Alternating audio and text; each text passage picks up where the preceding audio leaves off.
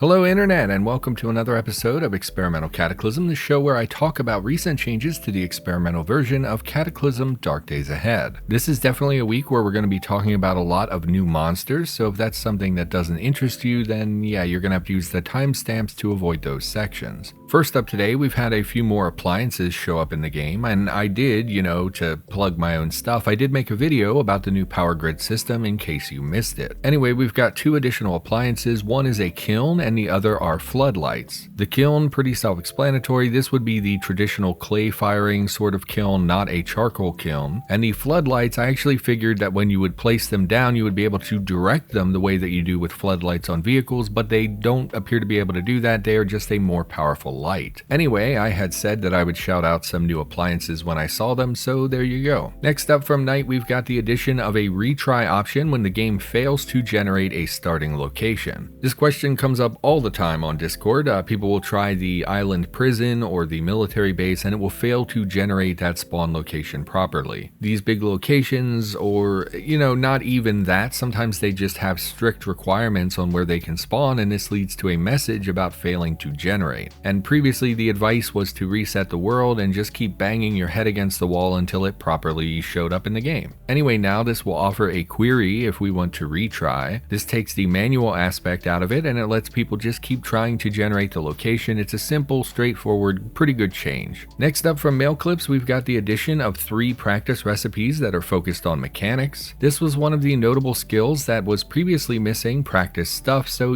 yeah, I'm just glad to see it appear in the game. The 3 recipes do require sort of strange components like a makerspace kit for STEM. I have absolutely no idea what that is, and it was only added in this PR, so I've never seen it in the game, obviously. I don't like the idea of having to find some exotic component for practice, but I also don't really know how one would practice their mechanics skills, so I defer to the dev team on that one. These kits do seem to be dropped by child zombies, and they also appear at schools. Other notable locations would be malls and mansions. That seems to be where you will most commonly find them. So yeah, you can now practice mechanics, although it does require you to find some additional materials. Our next addition comes from Guardian DLL and adds a new feral to the game. This is the feral mechanic, and it seems to be a copy of the crowbar wielding feral that you're probably familiar with. Now the exception here is that this mechanic has rolls of 2d8 for damage instead of a 2d6. I have some minor complaints about this, but it's mostly that I'm a complainer and they're actually totally fine. So for instance, the creature is listed as having a hammer, which I would sort of expect a mechanic to have a wrench, not a hammer, and I would guess that this is an intentional decision to keep wrenches out of the hand of players, which, I don't like that, but whatever. And then secondarily, the hammer in the game only has a bash damage of 9, which makes this feral's 2d8 seem like it's a little bit high. Just for comparison, the crowbar in the game has a bash of 20 and a cut of 1, but the crowbar feral only deals 2d6 damage. So these two things are not very balanced in my opinion. And then finally, I hate that this enemy has the rock throw attack that we're all familiar with from ferals. I don't really see why this needs to be on every single feral that comes to the game, why everyone is picking up rocks and carrying them around to use as weapons. Maybe it's totally fine, maybe that's a function of being a feral, they want a ranged attack, I don't know, but I find it very deeply obnoxious. So anyway, yeah, feral mechanic, expect to see them in mechanic type places as well as where you would normally find technician zombies. They specifically mention technician zombie spawns in the PR as a place where they will appear. Next up, again from mail clips, we have the addition of several rat mutants to the game as well as samples that are required for making rat mutagen. So now apparently, I don't really know when this happened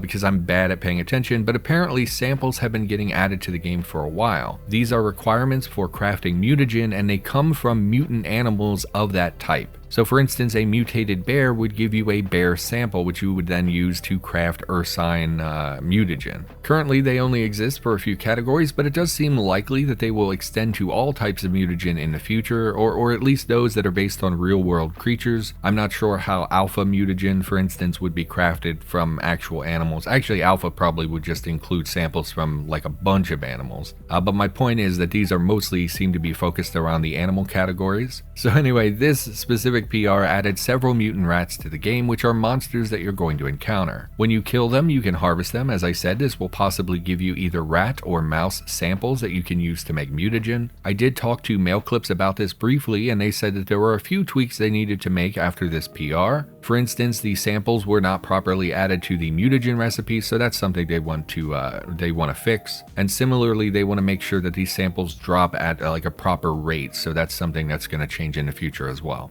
So that's happening. I will try to keep my eye out for other samples as they come to the game. I'm not sure how I missed this up until now, but I will be paying attention from here forward. But anyway, let's now turn our attention to the new creatures that have been added to the game, and this is a fairly large PR, by the way. I would encourage you to check it out for yourself, as I'm pretty well going to gloss over things here. So in this PR, they added 5 new ratkin, as far as I can tell. One of them is very basic and is just sort of a mutated animal with nothing really noteworthy about them. We'll talk about the other 4 here in a moment, but it looks like these spawn pretty much only in labs, though it is possible I missed a spawn location. Now, the important thing I want to point out here is that these were also added to the upgrade tables for rat creatures. This means that you may encounter them eventually through evolution just out and about in the world. For example, the really basic, simple black rat creature that appears in many locations has a chance to upgrade into one of these new enemies as part of their normal upgrade process. Now, this would take a long time though. The black rat doesn't upgrade very quickly. It's like 45 days or something, which is way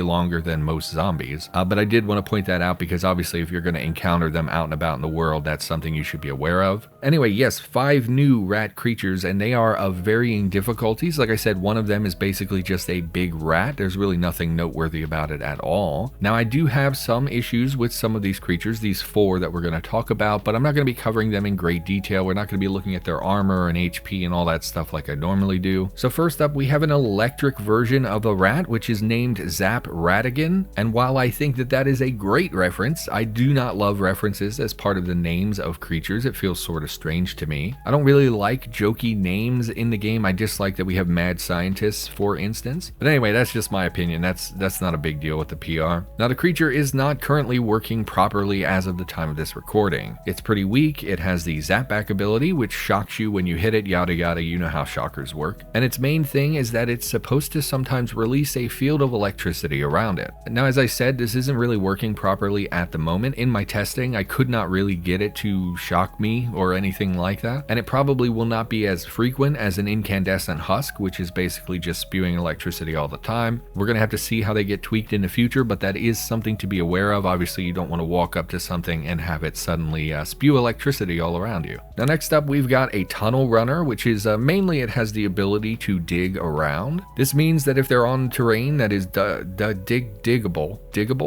they will periodically disappear underground. Now, I find this deeply annoying for several reasons, though to be clear, this is not a new problem. This is a problem with all digging creatures that exist in the game. Now, first off, you have no indication that this creature has gone underground. It literally just disappears from your vision. There's no message in the log or anything like that. It just disappears. And unlike the big worm creatures that we have in the game, this rat does not leave behind those big dirt mounds that you would normally see to indicate where they've been previously. And then my other issue is that a single attack from them often took my body part all the way to bad bleeding. I'm assuming that this is the scratch special attack that they have. I'm not really sure. But ultimately, I found it very frustrating that this enemy could disappear underground, making it completely protected from me. I can't attack it or anything like that. And then suddenly it appears next to me, literally out of the ground, takes a free swing, and suddenly I've taken damage and I'm badly bleeding. Now, I ultimately don't think this is a problem specifically with this creature, and honestly, the damage was not that severe. I think mostly this is a problem with the dig ability in the game. So yeah, I didn't actually have any problem with this creature, but in my testing, it was by far the most annoying enemy that I looked at today, and I just really hate the dig ability. It literally disappears and you can't do anything about it. It's very annoying. Anyway, there's another creature in this PR called a Mouseketeer that is wearing armor and uses a sword. It doesn't appear to be a human that mutated into a rat. It appears to just be a rat that mutated, so I'm confused why it has human abilities. It is very fast. It has several special attacks, including a reach attack, deals significant melee damage, and and has a dodge of 4. I think this is a pretty tough creature in general. I'm assuming it's intended to be difficult. Oh, and coming in here as the editor, I actually did have a conversation with Mail Clips where they expressed that both this creature and the next creature we're going to talk about are actually humanoids that have been mutated into rats, I think is the lore. So these are not actually animals that became bipeds. It's more like this is a human that mutated and became a rat mutant. And then finally, also a confusing creature is the Mouse of Nema. This creature is very fast and has very significant ballistic armor as a product of its special abilities. It's listed at a very low difficulty, but that is probably incorrect. It has a special ability called Techie Push, which I'm assuming is telekinesis, which has a range of 6 and deals 20 bash damage. It's implied that this creature is controlling the air around it, which it uses to attack the player. This is also the reason for their substantial ballistic armor. It's implied to be deflecting bullets with the wind, and I really cannot express how much I hate this. Our lore has been continually moving away from sci-fi magic type stuff towards more practical sides of things that make sense. Having an enemy that magically controls wind around it, I mean, you can't explain that aside from magic. So I really don't think that this fits very well with the lore that we've been moving towards. I think it's a really cool idea, but I don't think it jives with the rest of the game. And look, I get it, it's a fun pseudo-magical ability. Realism probably is not a factor here, but that's also sort of my point. We've been moving away from magical, unexplained things towards realism, and so I find this creature kind of jarring. And ultimately, on that note, I think many of these are fun or interesting ideas. I like that Mail Clips took a stab and made a bunch of cool creatures, but I think that the Mouseketeer and the Wind Rat don't fit with the game or are muddled between are they mutated rats or are these human level intelligence creatures. Actually, coming in as the editor again, sorry for these weird cuts. I have talked to Mail Clips somewhat about this, and it seems that the intention is to have some of the ratkin be mutant rats and some of them be humans that were converted into rat mutants. And this is sort of how a player can become a rat mutant, for example. I think once Mail Clips has smoothed some of this out, it will make them overall make a lot more sense and feel a little bit more coherent. And like I said earlier, the other two, the Shocker is not working as intended, and the Tunneler is deeply annoying because of the mechanics of how enemies dig. And ultimately, for the wind-based creature with its wind abilities, that feels like something that should be in Cataclysm, not in the vanilla game. However, the rat in armor and fighting with a rapier, that kinda does make sense if that's a human mutant, right? So yes, we now have some rat mutants and mutant rats in the game. They also all or many of them can give you an effect called rat bite fever. I didn't see the duration on this, but these symptoms can be alleviated by taking aspirin, and I believe it says so in the effects description, so it is clearly communicated to the player. I didn't think when I started talking about all of this that I had as many problems with the PR as I do. My intention was not to tear this down, but as I talked about it, I realized that there were many things I had issue with. I'm sorry if I didn't express that properly with the correct amount of tact or things like that. I wasn't intending to tear this down. Let's just move along now. Next up from Guardian DLL, we've got yet another new monster. Now this would be a feral soldier, and it's pretty much what you would expect it to be. The initial PR added the creature, but it did have some issues. They were devoid of armor, for instance, and they had been spawning more commonly than zombie soldiers, which didn't make sense. Guardian has already taken steps to fix some of these issues, but I don't believe the PR was merged as of now, so I can't accurately assess how these enemies will behave. Actually gonna pop in here as the editor again. The PR did in fact get merged. It looks like their armor is very reasonable. It's actually significantly less than the zombie soldier. They do less damage than the zombie soldier, but they also have cut damage. It is using a combat knife as a weapon. I don't think this damage is actually very balanced around the combat knife they're using, but perhaps that's, maybe just to reflect that it's damaged, something like that. They do drop the knife 100% of the time, which is good. I don't have many thoughts on this enemy other than to say, hey, thank you for not giving them the rock throw ability. As I said before, I don't think this needs to be on every feral, and I'm glad it's not on this one. And also at first, the dodge skill of 4 struck me as too high, but the armor they're wearing is pretty light, so it wouldn't impede their ability to dodge. Plus it is a feral, it's probably actively trying to dodge your attacks, whereas a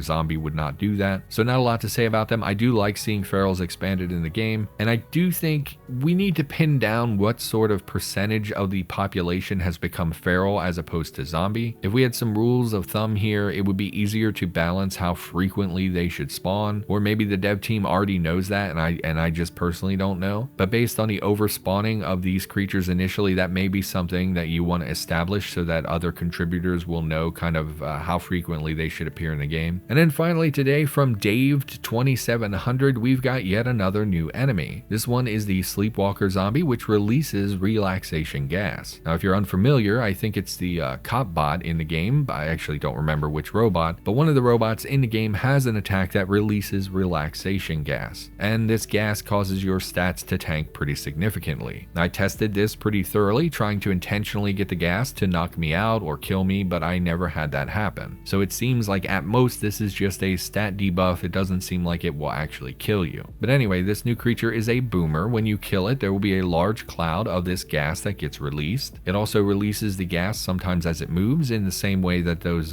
poison gas bag zombies release the poison gas as they move. And the effect of this gas is actually pretty short. Even after I wandered through a cloud of it for a really long time, it still went away about a minute later. So honestly, I really dislike this enemy. I don't think it makes sense that they are producing this relaxation gas, and I do also dislike the poison gas bag enemies for the same reason. However, in terms of impact on the average player in the game, this is pretty minimal. From a gameplay perspective, this is sort of neat in that the effect is not going to kill you, but it does cause you to think about how you're going to engage with this enemy. Ultimately though, and I know this is always my complaint, it just doesn't really make sense to me, and I sort of dislike it for that reason. But I did want to explain that the gas, while having a significant impact on your stats, will not kill you and will quickly go away. It seemed really important to convey that to people, since the relaxation gas previously only existed on one enemy and was pretty uncommon. Anyway, I think that's a wrap for the show. For the record, I literally like 20 minutes ago found out that ballistic vests now work completely differently in the game and have had a rework / modular armor stuff going on. I have not covered this at all. I'm going to look into it more, and if I find that it needs a tutorial or something like that, we'll address it in a future episode. So sorry about that. I feel like I've been missing a lot of stuff lately. I don't know. Regardless of all that, thank you so much for watching the video. If you made it to the end here, you're great and I love you. I'll be back with more content in the near future, and I will see you next time.